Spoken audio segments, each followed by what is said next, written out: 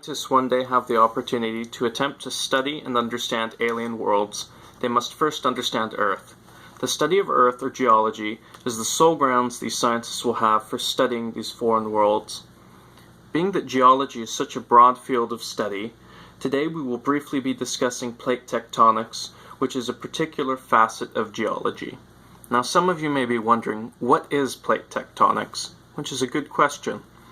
Plate tectonics is the gradual movement of plates as rock moves and is recycled into the Earth's mantle, which is the layer directly below the crust, which is the layer that we're currently residing on. As this rock is recycled, it moves up again towards the crust. Now, in order to understand plate tectonics, we first have to understand faults. A fault is a fracture in the crust with either side moving parallel to the other, whether it's vertical or horizontal. The three types of faults are normal, reverse, and strike-slip faults. A normal fault is formed when the crust is under tension and is extending in opposite directions. The angle formed by the fault is greater than 90 degrees and, in a very large scale, can form mountains and valleys. The next type of fault is the reverse fault, which is formed when the crust compresses against itself, with one portion going away and moving upward as the other moves downward, creating an angle which is less than 90 degrees, as you can see in the image on the screen. Now the next and final type of fault is the strike-slip fault, which is formed when the crust is moved to the right or left horizontally, forming either a right lateral or a left lateral strike-slip fault respectively, which can move anywhere from 1 millimeter all the way up to a number of meters. Now, plate boundaries are the points where plates come together and touch, and where faults can occur. The three types are transformation, divergent, and convergent plate boundaries.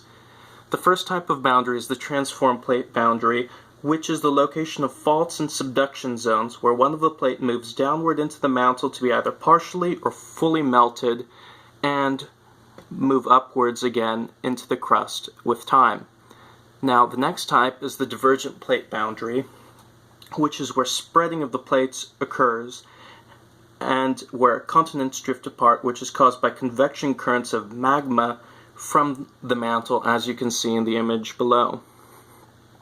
Now, divergent plate boundary types range from continental to continental, as you can see on the top, and in the middle where you can see a sea forming similar to the Red Sea, or from oceanic to oceanic on the bottom where rift valleys can occur. The final type of plate boundary is the convergent plate boundary, which is where the crust compresses like with a reverse fault, with one portion giving and being subducted and partially or totally melted as it moves further into the mantle. Now, there are multiple types of convergent plate boundaries, ranging from oceanic to oceanic at the top, where small islands can form, oceanic to continental in the middle, where volcanoes can form, and continental to continental, where, with time, mountains can even occur. Now, the rock cycle is the transition from various types of rocks to the others, which will soon be discussed, given time and thanks to plate tectonics. Plate tectonics causes these rocks to move from crust to mantle and back again. Now, these rock types are sedimentary, metamorphic, and igneous, and the rocks are categorized based off of their composition and how they're formed in the whole scope of plate tectonics. Now, sedimentary rocks are formed when rocks are weathered and eroded, and as they move downward in the crust, are compacted and compressed thanks to gravity and forcing them into a solid rock. These rocks will then move up towards the crust with time as heavier rocks sink. Metamorphic rocks are sedimentary rocks that move deeper into the crust, and as heat and pressure increases, they partially melt, forming rocks like granite, as you can be seen in the picture. These rocks will move up again as heavier rocks move down. Igneous rocks are rocks that completely melt, whether metamorphic or sedimentary, and they reach the surface in the form of lava when volcanoes erupt and take the form of obsidian, pumice, and other such volcanic rocks when they cool.